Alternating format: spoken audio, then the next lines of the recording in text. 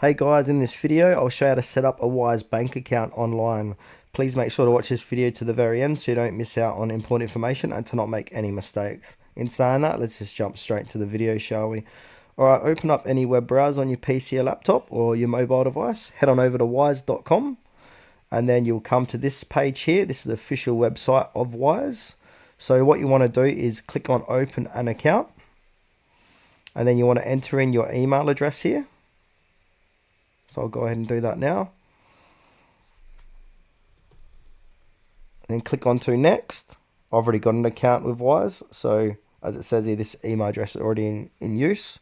So what you'll do, so you add in your email address and then add in your phone number. And then you get a 6-digit confirmation code, security code sent to your phone. Put in that code and then that will sign you up to Wise. And what I'm going to do here, I'm just going to log in. I'm going to put in my password. And then once you've done that, you'll come to a page like this. And you have successfully set up a Wise bank account. So that's it for this video, guys. Thanks for watching to the very end. Please consider to like this video and subscribe to our channel if you found it was helpful.